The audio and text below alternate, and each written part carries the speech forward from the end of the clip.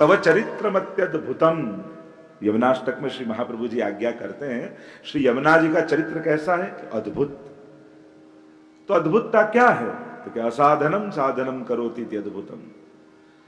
असाधन ने पण साधन मानी ले, એ જ પ્રભુની અદ્ભુતતા છે। અજાણે અધર્મી નાહી ગયો તોય માએ કર્યો ઉદ્ધાર। અજાણતા કેવલ સ્નાન કરવા માટે, તરસ લાગી હોય ને જલ પીવા માટે કોઈ યમુનાજીને પી લે ને તો યમયાજી એમની યમયાતનાને દૂર કરી દે છે। એવા અદ્ભુત ચરિત્રવાળા છે। તો જેવા યમુનાજી અદ્ભુત ચરિત્રવાળા છે એવા અમારા શ્રીનાથજી પણ અદ્ભુત ચરિત્રવાળા છે। ગઈકાલે જ આપણે દર્શન કરતા હતા, ઠાકોરજી કર્મ કરતા નથી, એ લીલા કરે છે।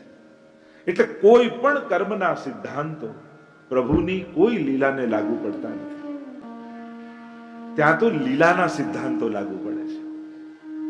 જેમ એ કોઈ નાટક ખેલવા વાળો હોય, કોઈ વિલનનો બહુ સારો રોલ કરે તો એને એવોર્ડ મળે, પણ એ વિલન જેવું કર્મ કરે તો એને પાપી કહેવાય, એને તો સજા મળે। બસ આ જ કર્મ અને લીલામાં ભેદ છે। અને એટલા માટે ક્યારે પણ પ્રભુના ચરિત્રોને કર્મના ચશ્મા પહેરીને જોવાની, નહીં તો ખોટા પડાય। પ્રભુ તો લીલા કરે છે, અનાયાસે હર્ષાત ક્રિયમાણ ચેષ્ટા સલીલા। એ તો કેવલ ને કેવલ આનંદની અભિવ્યક્તિને કારણે થાય છે। ચરિત્રોમાં ગઈકાલે પહેલા દિવસે નામનું મહાત્મ્ય આપણે જોયું, ગઈકાલે સ્વરૂપ મહાત્મ્યનું અવલોકન કરી રહ્યા હતા।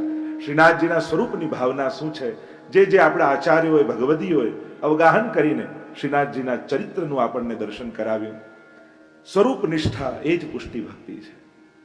સ્વરૂપ આસક્તિ એ જ જે 10 પ્રકારના પ્રેમ ચક્ષુ પ્રીતિથી જે શરૂ થાય છે અને છેક મૃત્યુ સુધીની વાત 10 પ્રકારના પ્રેમની હરિરાય મહાપ્રભુજીએ પણ કરી છે। તો અનેક ચર્ચાઓ છે। પીઠિકાની ભાવના આપણે દર્શન કર્યા, એક ચિહ્નોની ભાવના આપણે દર્શન કર્યા કે આ એક ચિહ્નોના દર્શન માત્રથી કેવું ફલ જીવને પ્રાપ્ત થાય છે। જીવ ભલે નિષ્કામ થઈને ભગવાન પાસે જાય, પણ ભગવાન એને ફલ આપ્યા વગર પાછો મોકલતા નથી, આ નિશ્ચિત વાત છે। આપણું ધારેલું થાય એ ન ઈચ્છો, પ્રભુનું ધારેલું થાય એવી ઈચ્છા રાખો। ન માંગવાનો અર્થ મારો હઠાગ્ર છોડી પ્રાર્થિત એવા તતઃ કિંસ્યા સ્વામ્ય અભિપ્રાય સંશયા। જેને ભગવાનની ઈચ્છા ઉપર શંકા હોય ને એ જ ભગવાન પાસે માંગે। વિશ્વાસ જ્યારે પાયો હોય, જો આ સંસાર ડગલે ને પગલે આપણો વિશ્વાસ તોડે છે, છતાંય ખબર નહીં સંસાર પરથી વિશ્વાસ કાર્ય ઉઠતો જ નથી, અને પ્રભુ ડગલે ને પગલે આપણો વિશ્વાસ રાખી લે છે, છતાંય પ્રભુ પર વિશ્વાસ બેસતો નથી। લૌકિક લોકોને ચાન્સ આપ્યા કરીએ। જો એક વસ્તુ યાદ રાખો, તમે ઘડો લેવા જાઓ ને માટીનો, અને ઘડાના ઢગલા પડ્યા હોય ત્યારે ઘડો કેવો છે, સારો મજબૂત કે નબળો, તો ઘડા ઉપર ટકોરા મારો કે કુંભારના માથે ટકોરા મારો? ઘડા ઉપર મારીએ, કુંભારને તો ન મારીએ કે આ ઘડો કેવો, કુંભારને ચેક કરીને જો। આપણે લૌકિક ઘટનાઓમાં આપણે હંમેશા એવું કરીએ, કાંઈ પણ ઘટના ઘટે એટલે એ ઘટનાઓના અર્થઘટન સારા કરવાની જગ્યાએ, એનું ચિંતન કરવાની જગ્યાએ હંમેશા ભગવાનના માથે ટકોરાઓ મારીએ કે પ્રભુ તે આમ કેમ કર્યું, તું કઠોર છું, તું કૃપા નથી કરતો, તું મારાથી રિસાયો છું। ઘટનાઓથી ભગવાનનું તારણ કાઢીએ। એક વસ્તુ યાદ રાખો, ઘટના આપણા હાથમાં નથી, અર્થઘટનો તો આપણા હાથમાં છે। ઘટના ઉપર આપણો અધિકાર કે વશ નથી, અર્થઘટન ઉપર તો છે। જીવનમાં ઘટેલી પ્રત્યેક ઘટનાને એક વૈષ્ણવ બનીને સ્વીકારવાની વૃત્તિ શીખો। એક વસ્તુ યાદ રાખો, વૈષ્ણવ બનીને વિચારશો નહીં ને તો વૈષ્ણવ બનીને જીવી નહીં શકો, વૈષ્ણવ જેવા કર્મ નહીં કરી શકો। સૌથી પહેલા તમારો વિચાર વૈષ્ણવનો વિચાર હોવો જોઈએ। જીવનની દરેક ઘટનાઓને, દરેક પાસાઓને એક વૈષ્ણવી દ્રષ્ટિકોણથી જોઈ શકો છો। અને જ્યારે એ રીતે અર્થઘટનો કરતા થશો ત્યારે મહાપ્રભુજી આપણને શીખવાડ્યું છે, ન ઝઘડવું, ન લડવું, ન ભાગવું, ત્રિદુઃખ સહનમ ધૈર્ય મામૃતે સર્વતઃ સદા તક્રવદ દેહવદ ભાવ્યમ જડવદ ગોપ ભાર્યાવત। સહન કરવા માટે બહુ મોટી છાતી જોઈએ. લડી લેવું બહુ સહેલું છે, ઝઘડી લેવું બહુ સહેલું છે, પણ મારે તો આ સહન કરવું છે, બહુ મોટી વાત છે. ભગવાન કોઈને દુઃખ નથી આવે. ઘણી વાર લોકો એમ કે ભગવાન દુઃખ આપે ને તો સહન કરી લે. અરે એની પાસે હોય તો આપે ને. બેંકમાં બેલેન્સ હોય એનો ચેક લખાય, હોય જ નહીં તો કોણ લખી શકે? ભગવાન અને દુઃખ બંને ભેગા હોઈ શકે? સંભવ છે? દિવસ અને રાત કોઈ એમ કે સૂર્ય સવારે નીકળે, રાતના નીકળીને બતાવે તો હું સાચું ગણું. અરે નીકળે તો રાત કહેવાય જ નહીં. ભગવાન જ્યાં હોય ત્યાં દુઃખ હોઈ જ ન શકે. ભગવાનનો અભાવ જ દુઃખનું નામ છે. જ્યાં ભગવાનનો અભાવ છે ત્યાં જ દુઃખ છે. પ્રભુ તો આનંદ માત્ર કરપાદ મુકોદરાદિ, આનંદસ્ય હરે લીલા. એ તો આનંદ રૂપ છે અને આનંદનો અભાવ જ તો દુઃખ છે. ભૂલી ગયા જે ક્ષણે કે એનાથી વિખૂટો પડ્યો છો, ત્યારથી તો દુઃખી થવાની શરૂઆત થઈ. સરળ ભાષામાં સમજાવું, સાચા દુઃખની સમજ ન હોવાને કારણે સંસારના ખોટા દુઃખો આપણે બધા અનુભવી રહ્યા છીએ. સાચું અને પરમ દુઃખ જો એને અનુભવ કરશો તો તરી જશો, પણ એ ભૂલ્યા એટલે સંસારના આ ખોટા કલ્પેલા દુઃખો આપણને દુઃખી કરે છે. તો સાચું દુઃખ કયું? ભગવાન કૃષ્ણથી વિખૂટા પડે હજારો જન્મોનો અંતરાય થયો છે, અને એ વિખૂટા પડ્યાનું દુઃખ યચ્ચ દુઃખમ યશોદાયા નંદાદિનાંચ ગોકુલે ગોપિકાનામ તુ યદ દુઃખમ તદ દુઃખમ શ્યામવત ક્વચિત. જો દુઃખ મહાપ્રભુજી માંગ રહે, એ જે વ્રજ ભક્તોએ દુઃખનો અનુભવ કર્યો, એ જે આત્માનું પરમાત્માથી વિખૂટા પડ્યાનું પરમ દુઃખ છે, એનો લેશ માત્ર પણ અહેસાસ ન હોવાને કારણે નાની નાની ઘટનાઓ આપણને દુઃખી કરી જાય છે. નાની ઘટનાઓમાં માણસ કેવો વિચલિત થઈ જાય છે. તો આ બધી ચર્ચાઓ જે આપણે કરી રહ્યા હતા, મૂળ વિષય પર આવું. આપણી તો યાત્રા છે આગળ, શ્રીનાથજી પ્રાગટ્યની અનેકવિધ પ્રસંગો છે, પણ પ્રસંગો તો તમે પણ વાંચી લેવાના છો અને ઘણી બધી ઘટનાઓને જાણો છો. પણ મને એમ છે કે શ્રીનાથજી સાથે આપણું સહજીવન કઈ રીતે આગળ વધે એના ઉપર આપણે વિસ્તારથી ચર્ચા કરતા હોઈએ છીએ કે શ્રીનાથજી મારા થાય ને હું શ્રીનાથજીનો થાવ. એ જે શાશ્વત સંબંધ આપણો શ્રીનાથ સાથે છે, એ સંબંધને યાદ કરતા હોઈએ છીએ. પુલત્સ્ય મુનિ ગિરિરાજ બાબાને પોતાના શ્રીહસ્તમાં લાવીને વ્રજમાં પધરાવ્યા છે. શ્રાપ લાગ્યો છે ગિરિરાજજીને, તો શ્રી યમુનાજી પધાર્યા, ગિરિરાજજી પધાર્યા. પ્રભુને પધારવાનો સમય થયો. અનેકવિધ લીલાઓ જોડાયેલી છે, અનેકવિધ પ્રસંગો જોડાયેલા છે. પૂર્વમાં જેમ આપણે આજ્ઞા કરી, શ્રી મહાપ્રભુજી પધાર્યા. દૈવી જીવોના ઉદ્ધાર માટે જો શ્રી મહાપ્રભુજીની કૃપા અને કરુણાની તો શું ગાથા આપણે ગાઈ શકીએ.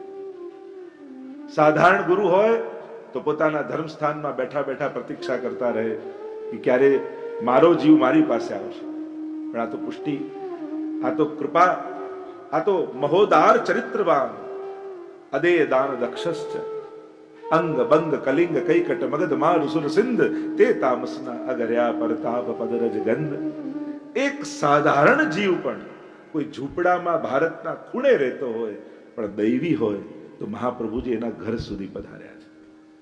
આજે તમે ભારત વર્ષમાં ગામે ગામ તમે જુઓ, તમે વલ્લભપુરની મોટી મોટી હવેલીઓ જોઈ છે પણ એમનો પરિશ્રમ નથી જોયો.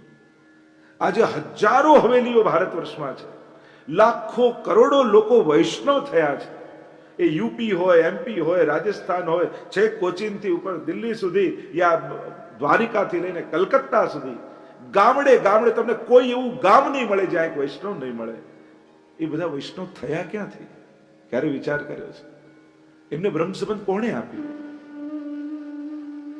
એક સમયમાં લગભગ 100 થી 150 આચાર્યો હોય ને એમાં લગભગ 25 થી 50 આચાર્યો સક્રિય હોય, અને 25 થી 50 આચાર્યોમાં 5 કરોડ વૈષ્ણવ બ્રહ્મ સંબંધી હોય. તો વિચાર કરો, આ ગામડે ગામડે કોણ ગયું હશે? આ પૂર્વ આચાર્યોએ કરેલો પરિશ્રમ છે. એમણે જે શ્રમ લીધો ને ગામડે ગામડે જ્યાં આજે પણ વાહન પહોંચતા નથી ત્યાં ગાડાઓમાં બેસીને વલ્લભકુલના આચાર્યો પહોંચ્યા છે. જ્યારે કોઈ વિજ્ઞાનના સાધનો નહોતા ન ટીવી હતું, ન ટેલિફોન હતું, ન કાર હતી, એવા સમયે પણ ગામડામાં જે ધર્મ શૂન્ય લોકો હતા એમને ધર્મશીલ બનાવી કઈ રીતે સંસ્કારો સાથે જીવવું એ કોઈએ શીખવાડ્યું હોય તો આપણા આચાર્યોએ શીખવાડ્યું છે. ત્યારે ક્યાં જ્યાં સરકાર પણ નહોતી પહોંચી ત્યાં ધર્માચાર્યો પહોંચે. સરકાર દ્વારા પોતે કહેવામાં આવે કે આટલા ગામડાઓમાં વીજળી નથી, આટલા ગામડાઓમાં રસ્તા નથી, પણ જ્યાં વીજળી નહોતી, રસ્તા નહોતા, ત્યાં વલ્લભકુલના આચાર્યો પહોંચેલા છે. તો આ પરિશ્રમ તો ક્યારે આપણે ગણ્યો જ નથી. આપણે તો કેવલ હવેલીઓ જોઈ છે. પણ જે પૂર્વાચાર્યો પોતાના ઘર પરિવાર બધાને છોડી વૈષ્ણવ સમાજના ઉત્થાન માટેના જે કાર્યો કર્યા છે એને કેમ ભૂલી શકાય? આજે પણ આ પુષ્ટિ માર્ગની ક્રાંતિ જુઓ.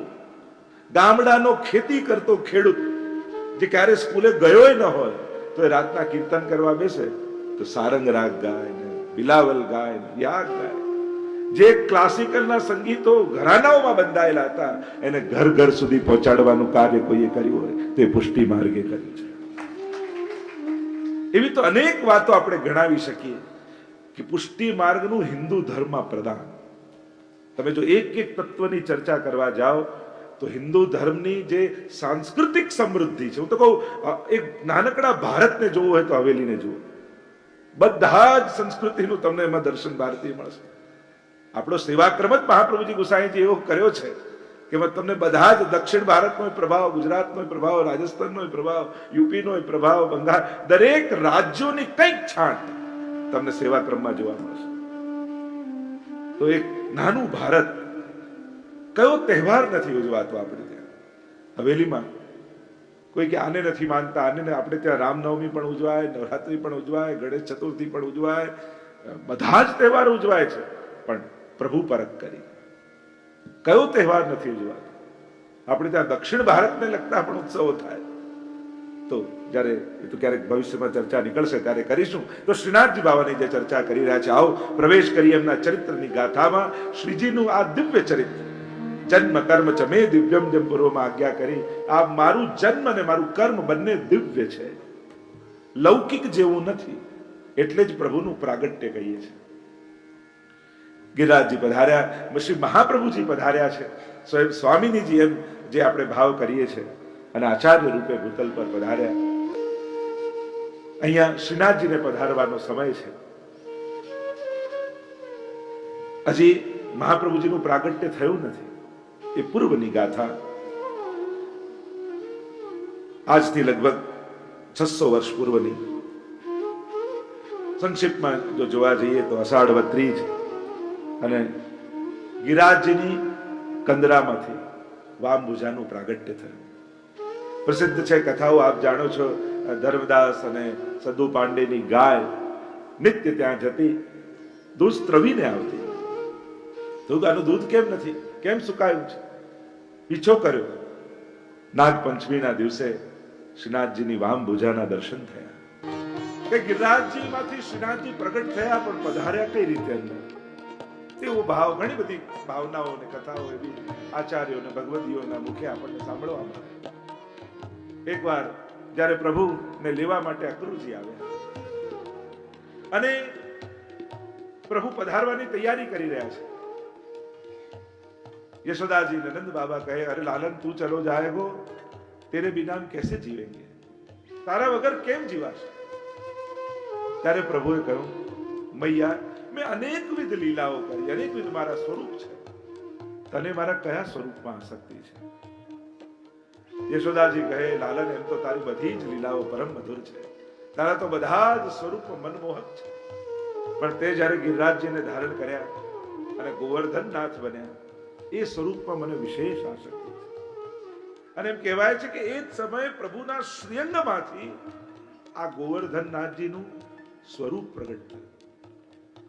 એવું જ ઠાકોરજી જેવું જ આવેલું અને શ્રી યશોદાજીને સેવામાં પધરાવ્યા. કહ્યું કે મૈયા તું આમની સેવા કરજે, તને સાક્ષાત મારો અનુભવ થશે. અને ત્યારથી નંદ અને યશોદાજી લાલનના આ સ્વરૂપની સેવા કરવા લાગ્યા.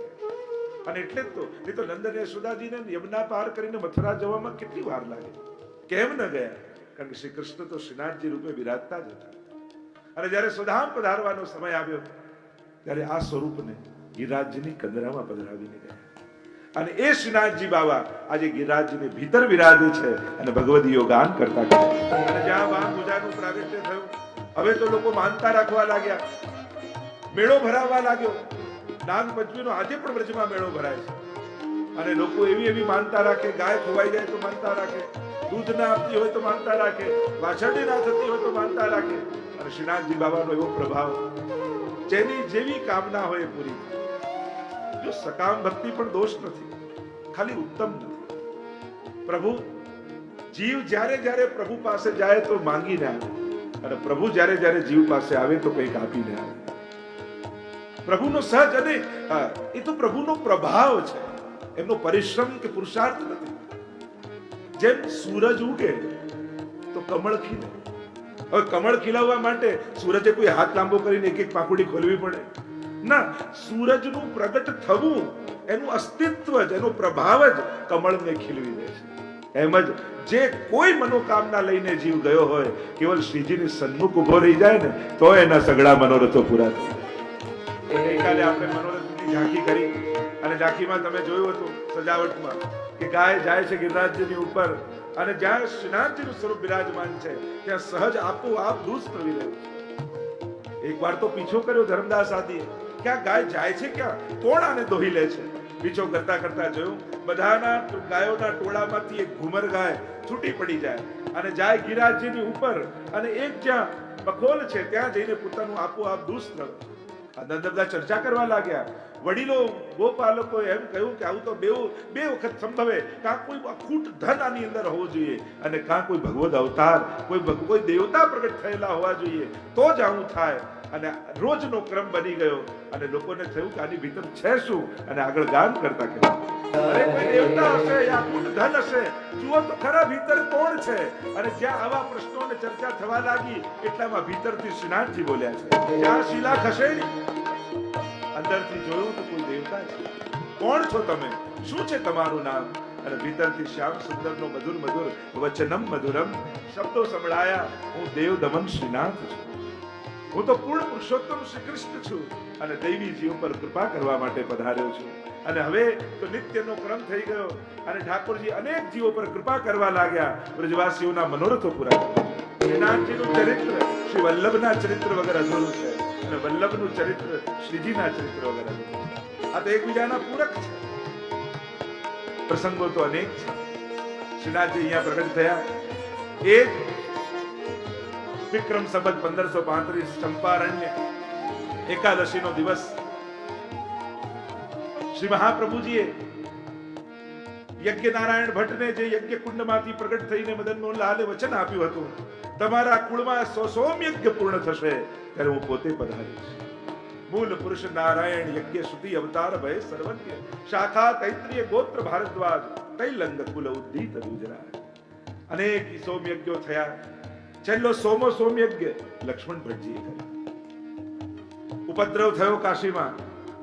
ઇલ્લમા ગારુજી ગર્ભવતી છે, ગાડામાં લઈને ફરી દક્ષિણ તરફ પધારી રહ્યા છે. અહીંયા શ્રીજીને તાપ છે, જીવો છે તો ખરા, પણ હજી અન્નાદિ ગ્રહણ નથી કરતા. અને જ્યાં સુધી મહાપ્રભુજી અન્નપ્રાશન નહીં કરાવે ત્યાં સુધી શ્રીનાથજી પણ અન્ન ગ્રહણ નહીં કરે.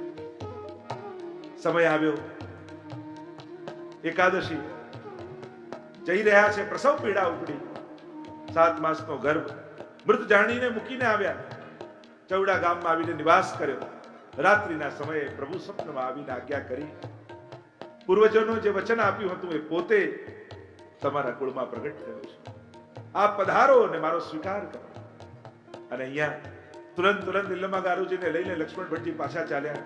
જોએ તો અગ્નિનો કુંડ છે ને મધ્યમાં એક સુંદર શ્યામ બાળક ચરણના અંગુષ્ઠને મુખમાં પધરાવીને કિલકારીઓ કરી રહી છે. દૂરથી દર્શન કર્યા, સ્તનમાંથી દૂધની ધારાઓ વહેવા લાગ્યા. તો મારું જ બાળક છે, પણ અગ્નિ છે, કેમ કરીને સ્વીકાર કરો?